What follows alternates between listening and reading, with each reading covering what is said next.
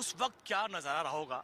ये सरयू जी का पानी और वो रामराज, जब खुद वो युग था जब प्रभु श्री राम अयोध्या में रहते थे, जिसकी कल्पना आज हम लोग करते हैं, वो राम राज्य था जहाँ चारों तरफ सुख शांति समृद्धि थी और हर कोई प्रसन्न था, आनंदित था, क्योंकि वो प्रभु श्री राम की नगरी में थे और खुद साक्षात प्रभु श्री राम के वो दर्शन करते थे, जिसका वर्णन हमारे महाकाव्यों में, हमारे धर्म ग्रंथों में किया गया है। और उन चीज़ों को हमने पढ़ा सुना, उसकी कल्पना हम लोग करते हैं। लेकिन आज की अगर हम अयोध्या की बात करें तो आज की ये जगमग अयोध्या देखिए, ये वो आज के युग में दर्शाने की कोशिश हो रही है जब प्रभु श्री राम लंका विजय करके अयोध्या लौटे थे तो किस तरीके से उनके स्वागत में दीप सजाए गए थे, प्रभु श्री राम का इंतजार किया जा रहा था। और इसी तरीके से देखिए राम की पैड़ी, ये आधुनिक राम की पैड़ी है और राम की पैड़ी में देखिए किस तरीके से ये अलग अनुभूति है। हर कोई आज यही कल्पना कर रहा है कि त्रेता युग में अयोध्या कैसी होगी, वो राम राज जिसकी परिकल्पना आज हर कोई करता है। ये तस्वीरें आप देखिए, ये राम की पैड़ी की तस्वीरें और जो ये बदली हुई दिव्य नव्य भव्य अयोध्या की ये तस्वीरें हैं। आज यहाँ पे आप ये तस्वीरें आप देखिए, यहाँ पे सैकड़ों लोग हैं, हजारों लोग हैं। अगर आप उनकी आंखों को पढ़ें, उनकी आंखों को देखें, समझें, तो आप समझेंगे कि हर कोई आज धन्य अपने आप को महसूस कर रहा होगा। यहाँ सरयू के तट पर सजने वाली दियों की कतारें हर साल अयोध्या के उसी वैभव का बिंब ही तो उकेरती हैं, जो हमें एहसास कराती है उस अयोध्या का जब भगवान लंका विजय कर माता सीता के साथ अयोध्या लौटे और तब अयोध्या वासियों ने प्रभु श्री राम के इंतजार का वनवास खत्म कर अयोध्या को सूर्य के समान जगमग कर दिया। अयोध्या में आज की रंगीन रोशनियां हमें एहसास कराती हैं उन संस्कारों का जो वक्त के साथ बदले जरूर हैं, लेकिन उनके पीछे छिपी भावना में कोई बदलाव नहीं है। 14 वर्षों तक बिना प्रभु राम के रही अयोध्या का अंधेरा जब छटा तो कुछ इसी तरह वो घी के दियों से रोशन हुई। फर्क बस आज इतना है कि दियों से पहले अपने प्रभु के लिए भक्तों की जलाई ये दीपमाला इलेक्ट्रिक है और समय की जरूरत है। जब अयोध्या में आप कदम रखें तो इस बात का एहसास होता है कि प्रभु श्री राम ही है। ये जो आप धुन सुन रहे हैं सुबह शाम, ये धुन जय श्री राम जय सिया राम की जो धुन है वो इस बात का अलौकिक एहसास दिलाता है। सरयू घाट पर ये सरयू आरती आपको इस बात का एहसास दिलाती है कि ये वो अयोध्या है जो प्रभु श्री राम वाली अयोध्या है। और लगता है कि यहाँ के कण कण में प्रभु श्री राम हैं, वो हर क्षण अपने भक्तों को देख रहे हैं। माँ सरयू का घाट सजा हुआ है और इस बात का एहसास दिला रहा है कि उस दौर में जब त्रेता युग में प्रभु श्री राम यहाँ हुआ करते थे तो किस तरीके से माँ सरयू की आरती हुआ करती थी। यहीं पे चारों भाई आते थे, यहीं पे अयोध्या वासी आते थे और किस तरीके से जो राम राज था उसको यहीं पर लोग महसूस किया करते थे। और आज यहाँ आने के बाद इस बात का एहसास होता है कि प्रभु श्री राम यही हैं और उनको हम महसूस कर रहे हैं, उनको हम यहाँ देख पा रहे हैं। और जिस तरीके से ये देखिए, ये सज्जा है, साज सज्जा है, ये इस बात का एहसास कराती है कि हम त्रेता युग में हैं। त्रेता युग की जो हम कल्पना करते हैं उसको साकार करने की एक कोशिश आज के युग में की जा रही है।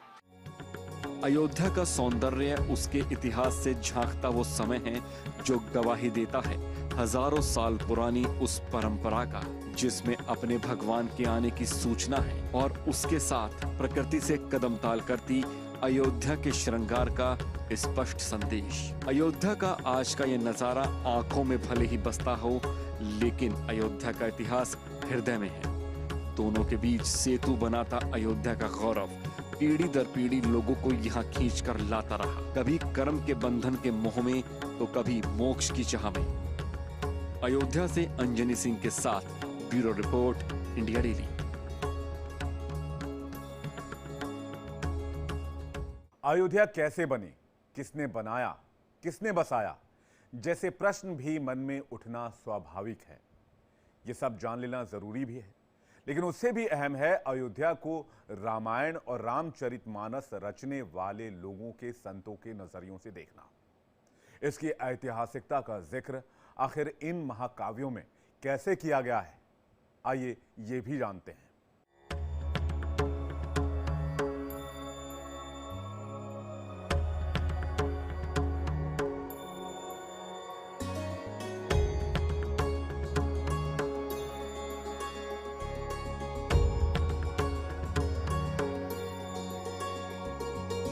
इन तस्वीरों से अयोध्या का गौरव लौटा है।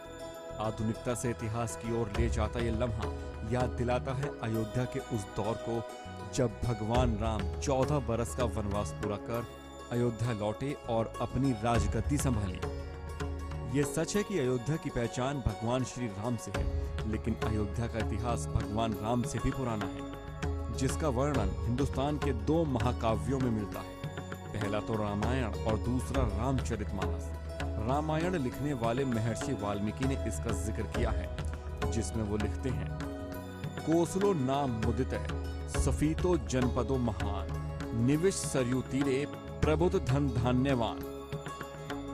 इसमें महर्षि वाल्मीकि कहते हैं, कोसल नामक एक बड़ा और महान देश सरयू नदी के तट पर संतुष्ट जनों और धन धान्य से पूर्ण था।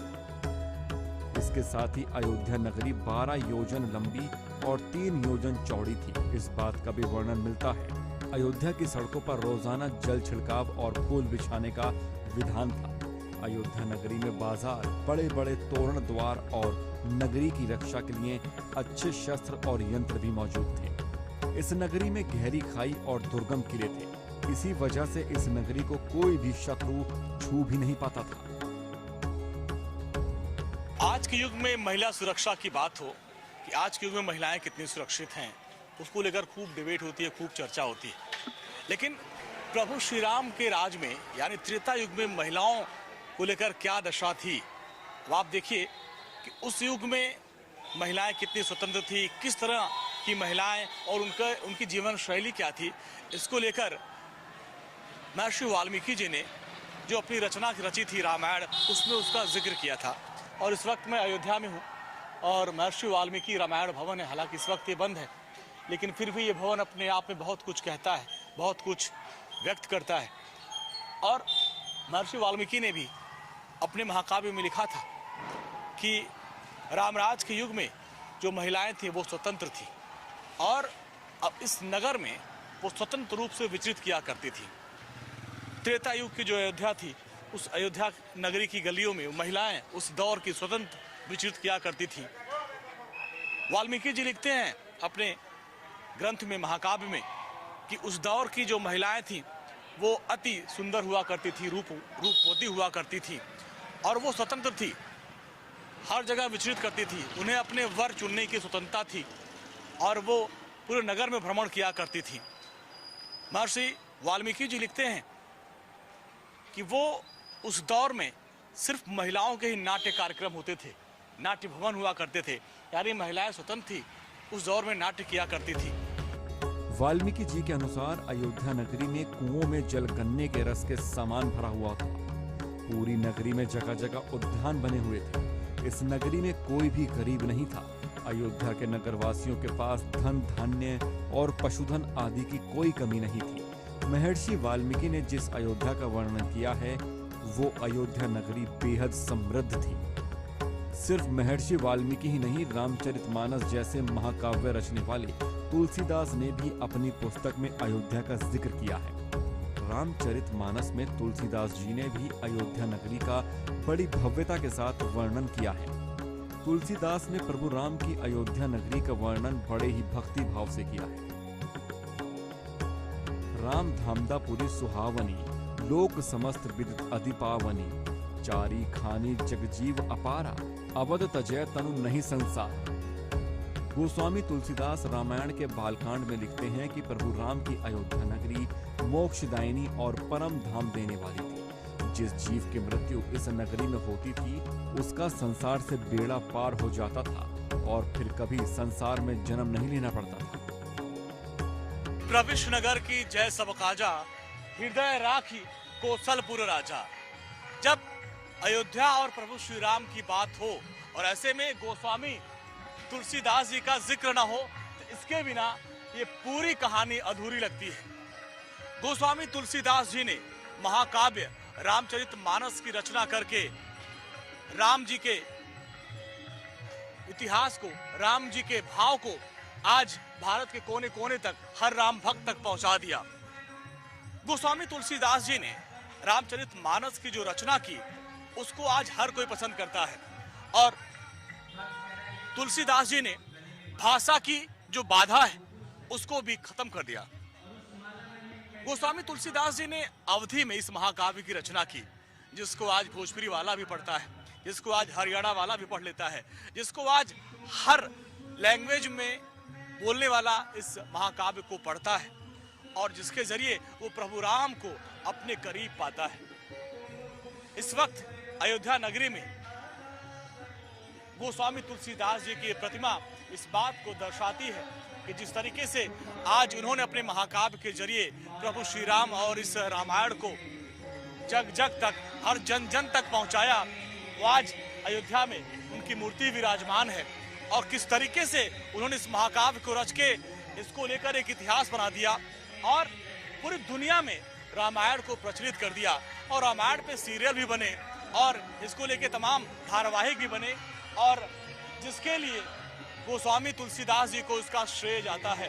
और आज गोस्वामी तुलसीदास जी ने महाकाव्य की रचना करके प्रभु श्री राम, इस रामायण और जो उसके भाव थे, चाहे वो अयोध्या कांड हो, किष्किंधा कांड हो, चाहे वो लंका कांड हो, अलग अलग कांड, अलग अलग प्रसंगों के माध्यम से प्रभु श्री राम के जीवन को चरितार्थ किया। तुलसीदास जी ने महज अयोध्या नहीं बल्कि अयोध्या के रहस्य समेटे सरयू नदी के बारे में भी लिखा है। सरयू नदी के बारे में तुलसीदास जी लिखते हैं कि इस नदी में केवल स्नान ही नहीं बल्कि इसके दर्शन और छूने मात्र से व्यक्ति के सारे पापों का नाश हो जाता है। तुलसीदास जी ने राम जी के वनवास के वापस लौटने के बाद उत्तरकांड में अयोध्या के बारे में लिखते हुए बताया, जात रूप मनि रचित अटारी, नाना रंग रुचिर गजधारी, पुर चहु पास कोटि अति सुंदर, रचे कंगूरा रंग रंग बर। अयोध्या वासियों के घर सोने और रत्नों से जड़े होते थे। उनके घरों के खंबे से लेकर फर्श और अटारी तक सब अनेक रंग बिरंगी मड़ियों से जड़े होते थे। ऋषि मुनियों ने सरयू नदी के किनारे तुलसी के साथ कई अन्य पेड़ भी लगा रखे थे। प्रभु राम की अयोध्या के नगरवासी सारे सुखों से परिपूर्ण थे। यकीनन अयोध्या के इसी स्वरूप को लौटाने की कवायद यहाँ लगातार चल रही है। राज्य सरकार हो या फिर केंद्र सरकार, अयोध्या के कायाकल्प के पीछे इसी दिशा में काम किया जा रहा है, ताकि अयोध्या कितनी भी नई हो लेकिन उसका इतिहास वही हो जो त्रेता युग से चला आ रहा है। अयोध्या से अंजनी सिंह के साथ ब्यूरो रिपोर्ट, इंडिया डेली।